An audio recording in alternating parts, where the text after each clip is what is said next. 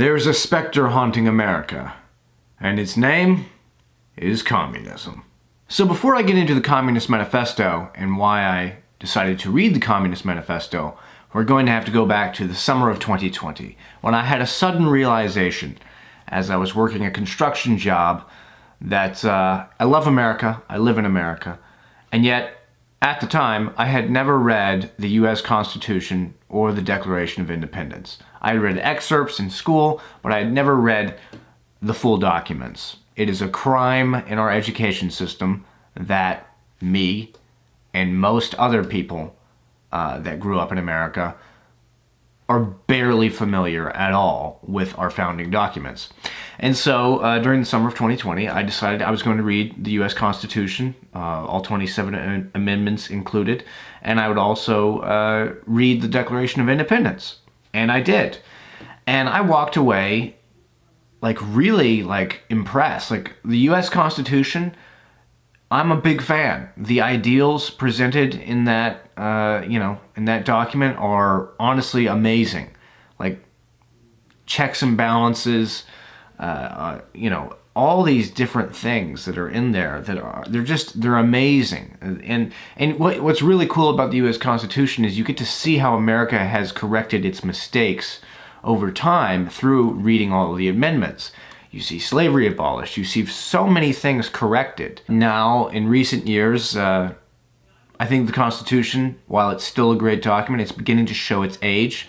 For instance, it never was able to comprehend, it could have never predicted the advent of the internet and how the internet could play the #1 role in free speech. They could not have comprehended that, giant tech companies could almost control conversations. And so it's not a perfect document by any means, but it is, I do like the US Constitution. I'm a fan, even though it definitely, there needs to be something done to update it, but I maintain it needs to keep its character. Now with the Declaration of Independence, I just was kind of inspired. It was so well written, it was so cool. It's just, the Declaration of Independence is significantly shorter than the U.S. Constitution. And you should read both, but the Declaration of Independence is one of those things where you're like, man, I see why this thing sparked a revolution, because it's gotten me, ready to take up arms against the Brits.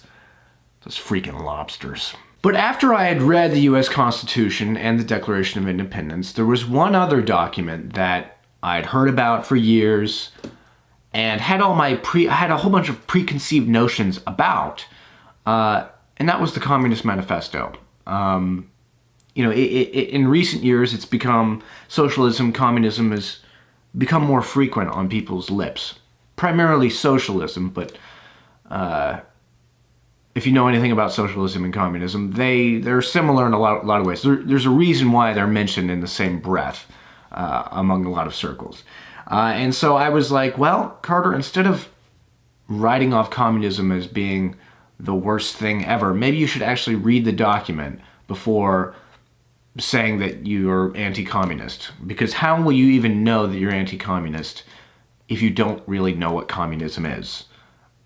Or what the Communist Manifesto has in it, which, unless I'm mistaken, the Communist Manifesto is probably the most famous of all communist, documents.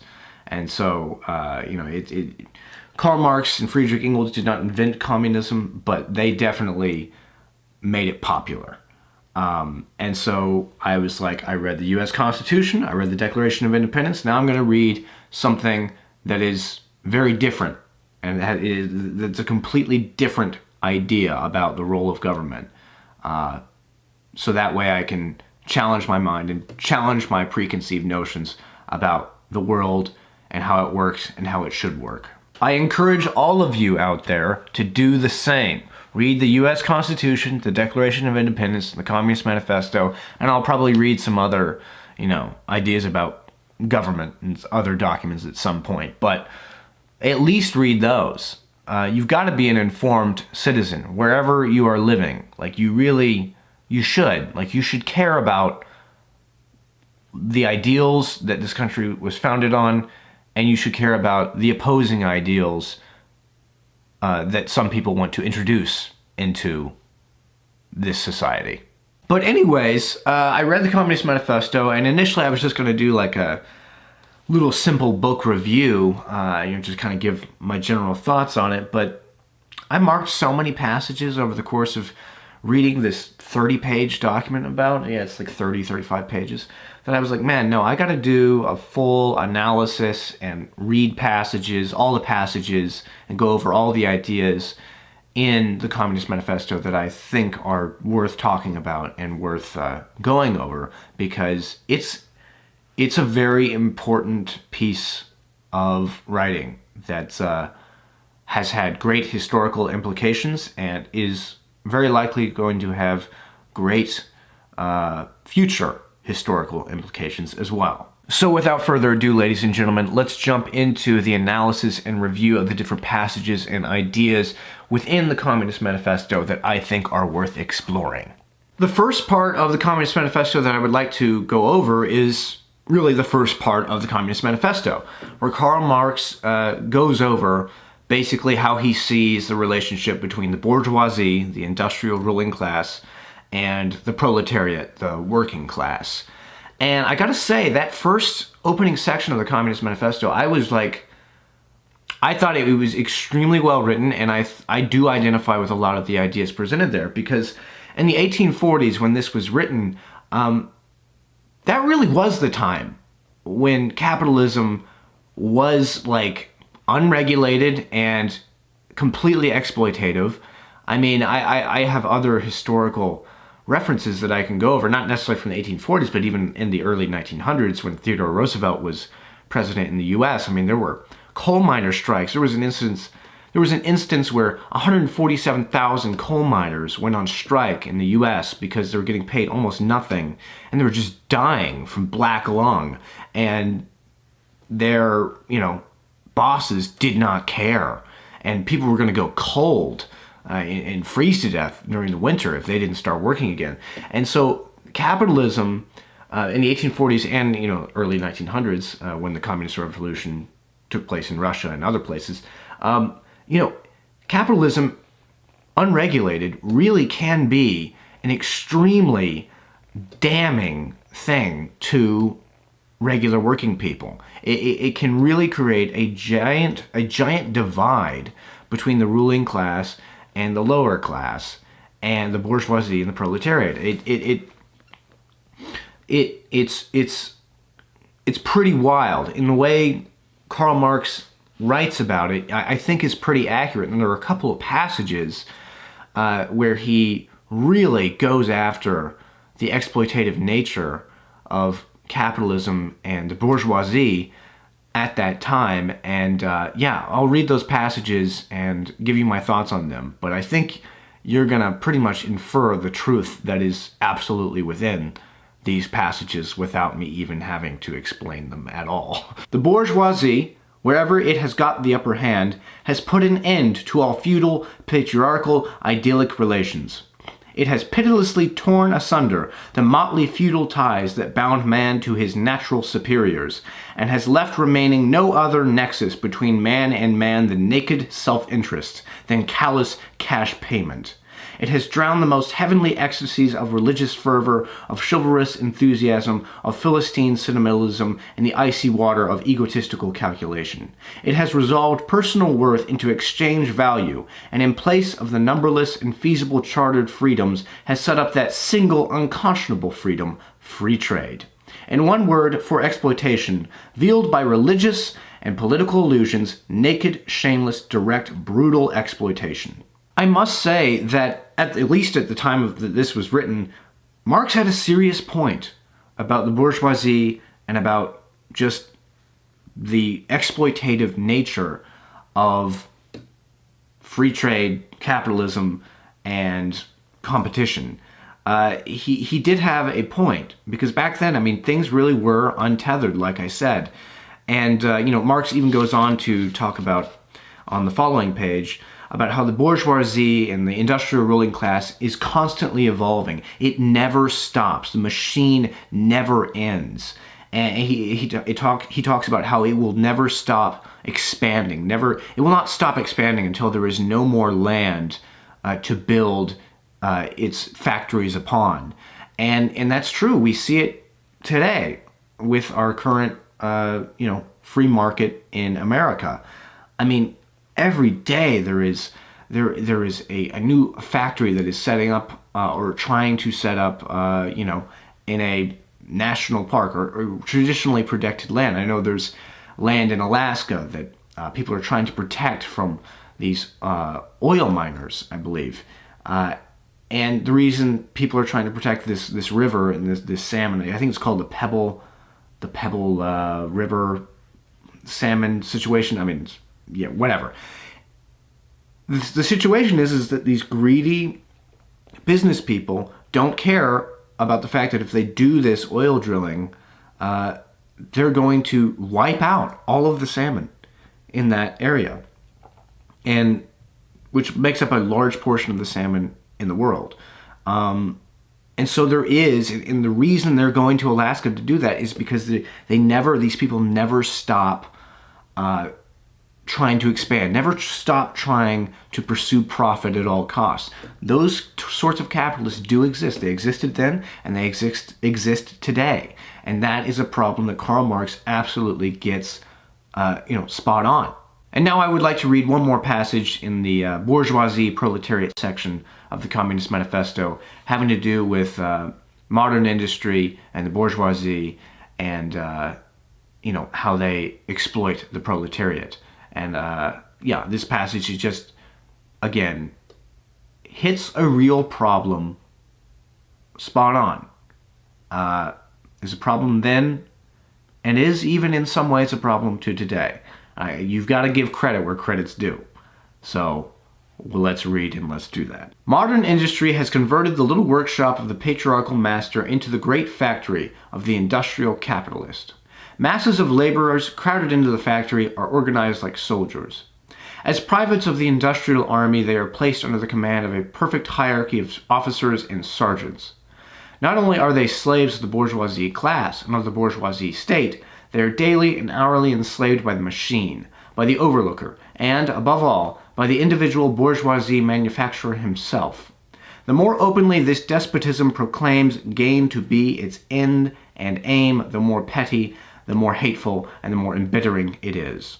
I've done lots of manual labor jobs in my life. I've never worked in a straight-up factory setting, but I have gotten the feeling, whether it be working at Walmart, or working on a construction site, or working where I work now, which is, it's a pretty good place to work, but it's kind of like I clean and I package metal water bottles that have laser engravings on them. That's the sort of job I do right now whenever I'm not at school. I do get this feeling that I'm just a cog in the great machine. I'm easily replaceable and, not worth a whole lot. Now, I like the people I work with, in all the jobs I just described. I don't feel like they're exploiting me, but I do feel very often just like very insignificant, easily, as I said, replaceable. And Marx was correct to point out that there are some, like I do know some people that do work in factory settings where they quite literally, they're just on an assembly line. And that sort of situation, it's not fun. And Marx points that out. And at the time of writing this, I don't think you could say that I'm a slave to the bourgeoisie today or to the people that oversee me as I'm working. I don't feel that way. I don't feel like I'm getting exploited by them. But at the time that this was written, as I said, this was the time of child labor and of just unregulated capitalism. At the time that Marx wrote this, I think you could say that he was right. And I think that's why the Communist Manifesto resonated with so many people, because they saw the truth that I see here as well. So what solutions are there to this exploitative problem concerning the bourgeoisie in relation to the proletariat? Ladies and gentlemen, I've got to say, this is where Marx loses me. I want to be fair here, but I got to be honest. Marx's solutions to this problem consist of maybe the most simple, yet extremely well-written, garbage ideas that I've ever come across in any document ever. First of all, I would like to read what the immediate aim of the communist is, according to Marx. The immediate aim of the communist is the same as that of all the other proletarian parties: formation of the proletariat into a class, overthrow of the bourgeoisie supremacy, conquest of political power by the proletariat. If you want to start a revolution, that's how you would do it naturally, but Marx's distinction between the bourgeoisie and the proletariat, once the proletariat takes political power, then they are the ruling class. They then have taken control of the industrial means of production. And to me, it's like you've now become a version of the bourgeoisie. And Marx talks later about, how perhaps if the proletariat takes the power of the bourgeoisie, they can do away with all class distinction, all that. But we've seen throughout history that that's not what happens. When the proletariat, or the communist proletarians, take control of the industrial means of production, they do what happened in the Soviet Union and in the Chinese Communist Party right now. They become exploitative in the same way that the original bourgeoisie was. Marx does not seem to understand the way power works on the human brain. If you are hell-bent, if your purpose in life is to take power from someone above you, usually, if you're that sort of person, you're not going to handle that power very well. That's why some of the greatest leaders ever in history are people that never wanted power, but felt that it was their duty to use it for a short period of time, because they felt that they had to do it. But people that are they want power, like the communists want in this, they always, without fail, set themselves up to be the ruling class. They want to be comfortable, and when their ideas fail for the proletariat they fought so hard to bring up from the ashes, when their ideas actually put them back in the ashes, they over and over and over again, communist takeovers, they end up just ruin. They do level the playing field.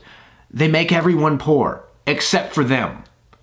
And Marx, this was written a long, long, long time ago. Communism hadn't been tried, a lot back then. And so, you could say that he was just ignorant of the fact that this is what naturally happens. But regardless, it's really dumb. It's really dumb, I think. The next thing I would like to read is what Marx, basically sums up the theory of communism to be. And he says, in this sense, the theory of the communists may be summed up in the single sentence: abolition of private property. I don't think a lot of people out there who are sympathetic to communist, socialist ideas, and when I say communist and socialist ideas in the same sentence that way, almost as if they are synonyms, I do that because that's what Karl Marx did. He used communism and socialism interchangeably. Because truth be told, as you will see, culturally communism is different than socialism, but as far as the overall philosophy about economics and the structure of society, socialism and communism, you can use them interchangeably in a lot of instances. And so I don't think that's wrong for me to use communism and socialism in the same sentence, because Marx did. But abolition of private property, a lot of people that are sympathetic to socialist, communistic ideas, I don't think most people are even aware that that is what Marx sums it up as. That would mean that the state would own my house, and if you go full-blown communist, it would mean that you are just you don't own anything. You don't. There's a it's like what he's basically saying here is you'll own nothing and be happy. What's weird is the people that want you to own nothing want to own everything, including you. Whether they consciously think that or subconsciously think that, that is what ends up manifesting itself in socialist communist regimes. And if you disagree and you think that there are communist socialist countries that really do have like extreme benefits and aren't, like the Soviet Union or the Chinese Communist Party and their exploitation and desperate need to control people. If you can show me those regimes or those countries, those governments, then I'd be more than happy to look at them. But don't say Sweden, because Sweden is not socialist. It's not. The moment you look at the way their government is actually set up, they are not socialist. So drop that one. But if there are others, well, let me know about them. Now this next passage, it's incorrect about what communism ends up doing to the working class, but Marx does present a very interesting way of looking at things in the way that he phrases things here. It has been objected that upon the abolition of private property, all work will cease, and universal laziness will overtake us. According to this, bourgeoisie society ought long ago to have gone to the dogs through sheer idleness, for those of its members who work acquire nothing, and those who acquire anything do not work. It's a very interesting way to put it. Now, it must be said that the proletariat, particularly in America and other capitalist countries, look, whenever I go to work, I may not enjoy all the jobs I do, but I do acquire something. I do get paid. I get paid enough to live, and so that's not true. But it is interesting where he says those who acquire anything do not work, in that, most CEOs of businesses, they don't work as much as those who they employ under them. But they do work. Like, Marx misunderstands so much here. And universal laziness does occur whenever you take away incentives like the acquisition of private property, because people want to get things, and if they can't say that they really own something themselves, that does take down the incentive quite a bit. Now, perhaps the most foolish and absolutely just pathetically stupid ideas presented in the Communist Manifesto is the abolition of family. Marx defends this. Reading it, I wrote a note on the page that I read this. I read this passage on, and I just wrote, the stuff here on family is insanely cynical and wrong. Marx describes, he seems to have this perception that the traditional family, the nuclear family of both the bourgeoisie and the proletariat, he seems to have this just ridiculous notion that families are had because the leaders of those families want to exploit other members in the family, exploit the children for labor, for profit. And yes, that sort of thing does happen. But I don't know if Marx ever married or ever had a family. Maybe he did. It doesn't seem like he would, since he wanted to abolish the family. But you have to be so naive, or no, not naive, you have to be so ignorant of common humanity to believe that people have families for the purpose of exploiting their children. He had the whole class antagonism that he presents between the bourgeoisie and the proletariats. He applies that to the family as well. And he uses this as an excuse to get rid of the family. And of course, some communist regimes have tried to implement this, and it has destroyed society because it's retarded.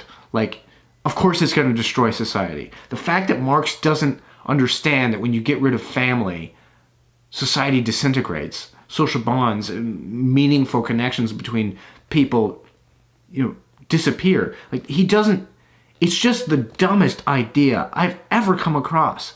Like, seriously, dude? Like, he's so cynical about the way fathers and mothers look at their children and the way children look at their fathers and mothers. Now, another idea that Marx presents that I'm not a fan of, it's not as ridiculous as the last one, but it's the idea of globalism. Marx talks about, abolishing the idea of countries, nationalities. Essentially, he's saying we need one country called the state. He doesn't say that explicitly, he doesn't say globalism specifically, but he's definitely talking about that.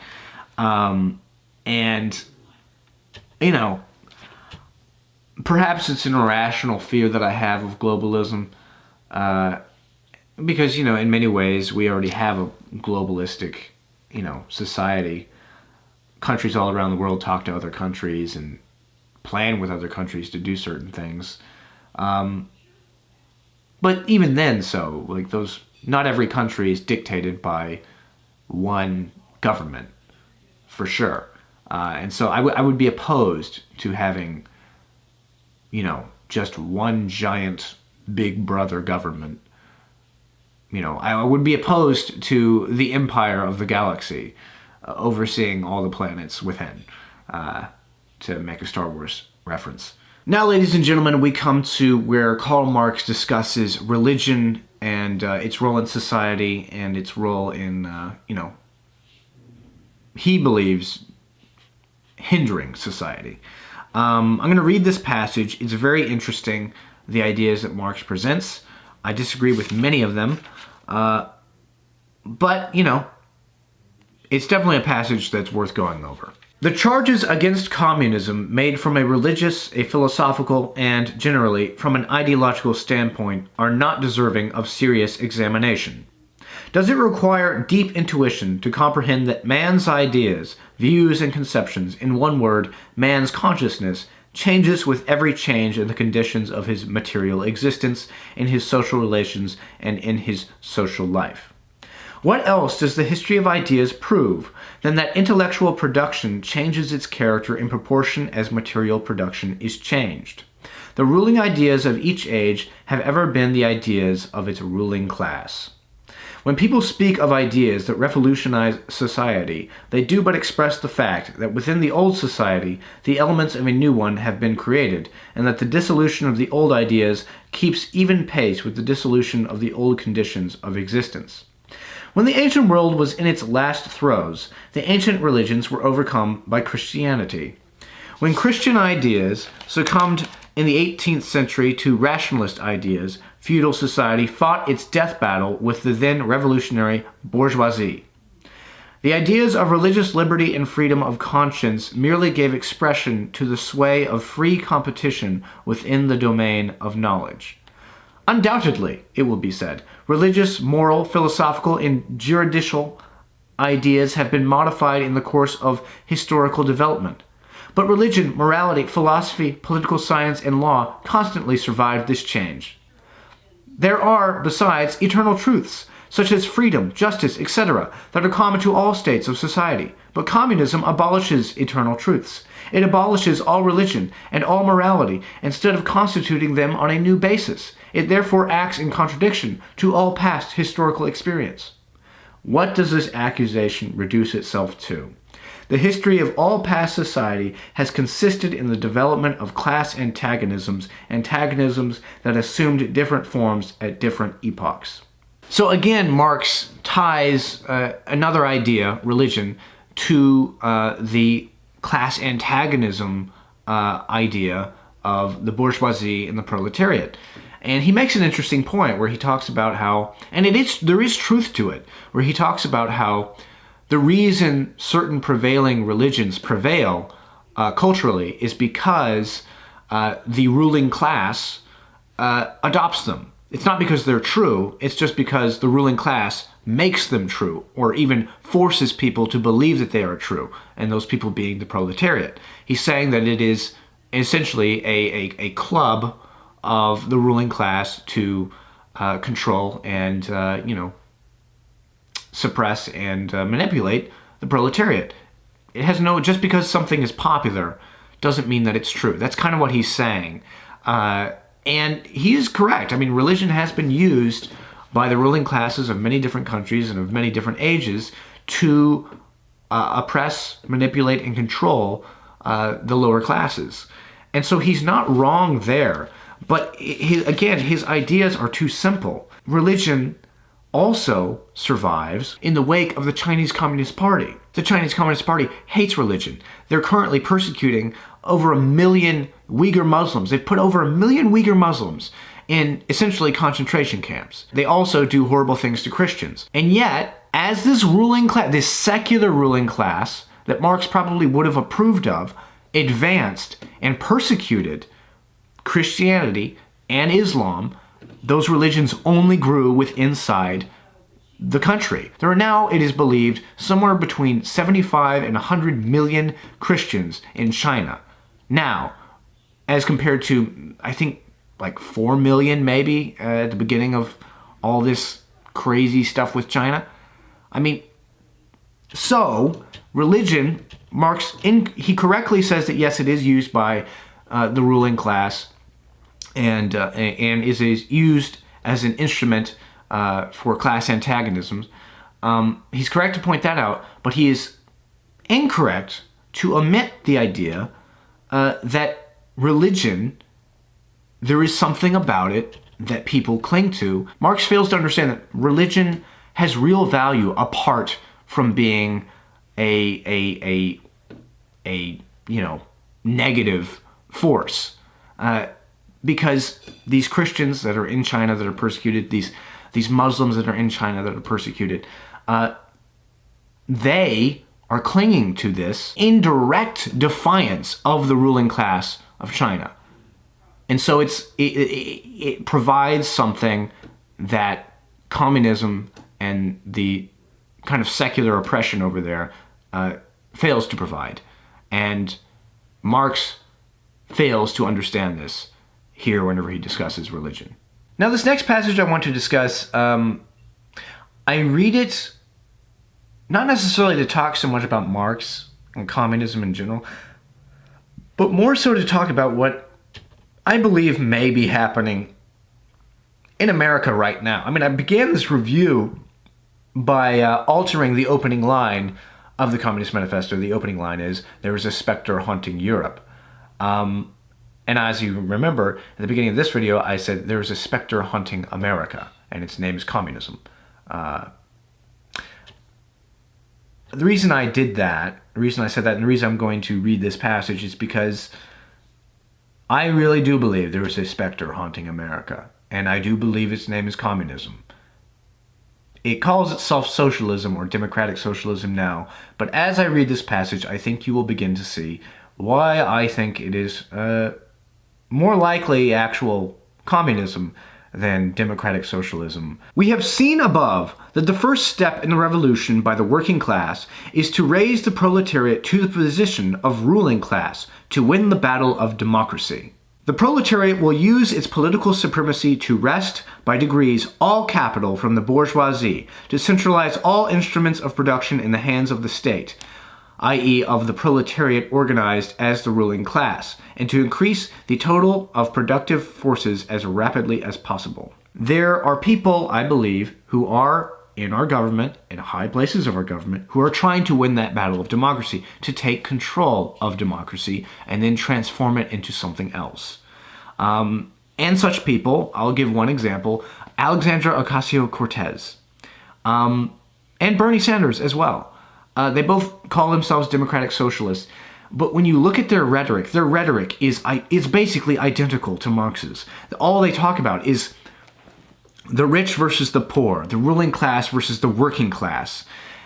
And their solutions to solving this class antagonism are ceding more power to the state. The state gives money to you. It takes money from the bourgeoisie and gives it to the proletariat. And also, when people talk about cultural Marxism, that is rampant everywhere now. And it's rampant among people like Alexandria Ocasio-Cortez. She pits certain groups against other groups and has a hierarchy of like class antagonism. And it usually has to do with race and gender, and even sometimes sexual orientation.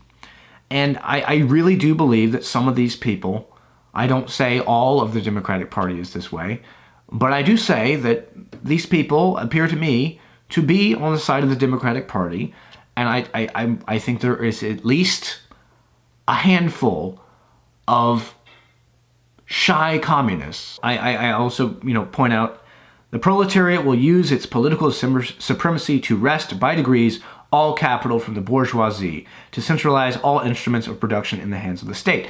I point that out too, because look, when people, Alexandria Ocasio-Cortez, I'll bring her up again, she wrote this thing called the Green New Deal, and a lot of people are like, oh, it's amazing, we're going to save the world. I actually read that. I actually read the document, and I also read her frequently asked questions that she blamed on a staffer, but I think she wrote them and got embarrassed and decided to throw one of her staffers under the bus for having it released. But when you read the Green New Deal, it requires the kind of state control, the centralization of all instruments of production in the hands of the state. Her bill requires that sort of communistic control.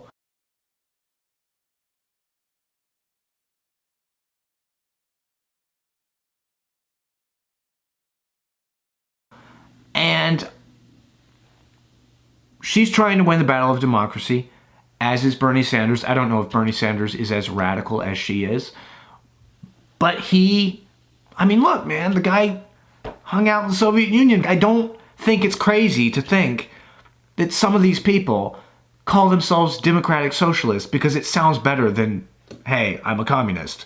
Like, I don't think I'm crazy when I say that, because many of the policies, many of the ideas they put forth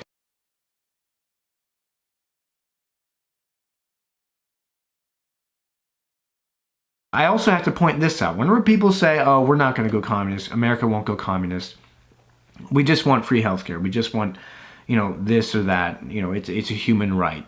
Whenever people say that, like, I want free healthcare as well. Like, I want all these things too. But here's the thing. Once you get free healthcare, do you think politicians are going to stop? Politicians want to get elected in a democracy. So once you have the free healthcare, what do you move on to next? You say, everybody has a free house. Everybody in America. A home is a human right. You can make the same argument. And so then the state takes control of real estate. And then you find the next thing. Everybody should have a guaranteed job. Then the state takes control over the means of production. And then, over a series of years, you basically have a de facto communistic leadership. And you have that sort of control. And given the way our current government seems to run shit into the ground, I think if we give them more power, they are going to run it all into the ground. Not just into the ground, but 50 feet below the ground. I sincerely hope that 10 years from now I'm laughing at myself in this video for saying the sort of things I've said. But I don't think I will be. I think my fears are justified. I think the level of I think that the good-hearted, socialist communists that I've met in my life, I don't think that's who we've got in power. If somebody, I don't think AOC, if she realizes her ideas aren't working, I don't think she is going to reverse them. I think she will plow ahead as, radical political activists always do. They don't want to admit that, hey, maybe I was wrong about how to set up the economy. Maybe we should go back to doing this or change this, change that. I don't think our current leadership really cares about us. I think the communist, socialist type people that are in our government, that have infiltrated it and are trying to win the battle of democracy. I think they are more interested in the acquisition of power. So now, ladies and gentlemen, we come to the 10 commandments, essentially, of the Communist Manifesto. These 10 measures that Marx suggests for most countries worldwide to implement in their governments to bring about this communist revolution. And yeah, we will read through them and discuss. Number 1. Abolition of property in land and application of all rents of land to public purposes. Number 2. A heavy progressive or graduated income tax.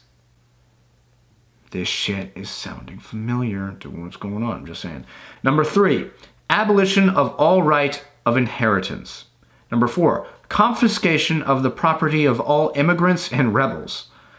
Number 5. Centralization of credit in the hands of the state by means of a national bank with state capital and an exclusive monopoly. Number 6. Centralization of the means of communication and transport in the hands of the state. That sounds like big tech allying with government.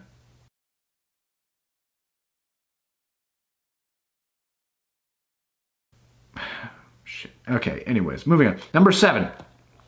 Extension of factories and instruments of production owned by the state. The bringing into cultivation of wastelands and the improvement of the soil generally in accordance with a common plan. That stuff about soil sounds good. Number 8. Equal liability of all to labor. Establishment of industrial armies, especially for agriculture. Number 9. Combination of agriculture with manufacturing industries. Gradual abolition of the distinction between town and country by a more equitable distribution of the land over the country. Number 10. Free education for all children in public schools. Abolition of children's factory labor in its present form. Combination of education with industrial production. So most of those commandments I absolutely am terrified of. But there were a couple things in there that I like, or that I am at least sympathetic to. So free education for all children in public schools, I liked that I didn't have to pay to go to my public school. But we do need a true revolution in our education system in America. And I think we should look at what Sweden and other countries are doing. And so, that's not a terrible idea that Marx presented. And the abolition of children's factory labor in its present form, that's a great idea too. But overall, the 10 commandments that, a heavy progressive or graduated income tax, I've got to say, again, I was talking about the Democratic Party, that's something that they are putting forward. And the centralization of the means of communication and transport in the hands of the state, that is also something that I'm pretty terrified. Look, transportation, the government did build the interstate, and that's pretty amazing. So it's not, many of these things aren't completely terrible, but the means of communication, that is particularly terrifying to me, because I am seeing Twitter, Facebook, Google, Apple, Amazon, they are basically in alliance with the current government politically. And so they have a de facto centralization of communication by the state in a way. And that's disturbing. And if those sorts of social media companies were to be handed over to the government, I do think they need to be regulated in some way. But for them to be possibly taken over by the government would be, that's Orwell's nightmare, troll feed type stuff happening, propaganda, never-ending type shit. And I'm not a fan of that. But yeah, now I will move on to the last passage I would like to discuss in the Communist Manifesto. When in the course of development, class distinctions have disappeared, and all production has been concentrated in the hands of a vast association of the whole nation, the public power will lose its political character. Political power, properly so called, is merely the organized power of one class for oppressing another. If the proletariat during its contest with the bourgeoisie is compelled, by the force of circumstances, to organize itself as a class if, by means of a revolution, it makes itself the ruling class, and as such, sweeps away by force the old conditions of production, then it will, along with these conditions, have swept away the conditions for the existence of class antagonisms and of classes generally, and will thereby have abolished its own supremacy as a class. I think that's very idealistic, as I've already touched on earlier in this review. Anyways, finally, in place of the old bourgeoisie society with its classes and class antagonisms, we shall have an association in which the free development of each is the condition for the free development of all. Now, the Communist Manifesto goes on for a number of other pages, but I don't really have anything to say about those other than, Marx was trying to ignite a revolution. Working men of all countries, unite.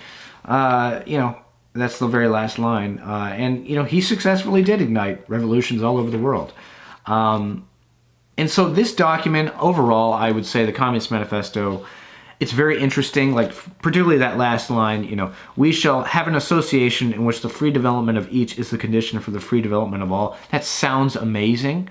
And overall, like the Communist Manifesto, much of it sounds amazing. Much of it, I can see how people can grasp upon some of these ideas and think them noble and wise. But truth be told, I have to say the Communist Manifesto is, I think, a collection of some of the most well-written, yet foolish ideas I've ever come across. We do have problems with capitalism. We do have problems with free trade and exploitation by, crooked capitalists. That stuff is all real. But the solutions presented in the Communist Manifesto are not the solutions that will solve the problem. And so to end, ladies and gentlemen, what I will say is I highly recommend you read the Communist Manifesto for yourself, as I highly recommend, if you're living in America or just even around the world, read the U.S. Constitution, and including its amendments, and read the Declaration of Independence. It's time to be informed about the ideas of government that are that have prevailed and may prevail in the future. It's time to really take charge over what you believe, because it will have real-world consequences for you if you don't. Anyways, ladies and gentlemen, those are my thoughts on the Communist Manifesto. I hope you enjoyed this book review and analysis of it, but now I would like to know what you think of the Communist Manifesto if you have read it. Leave whatever questions or comments you have in the comment section below and let me know what you think. And as always, ladies and gentlemen, if you like this video, please like it and subscribe. Tell your friends about the channel. And never forget to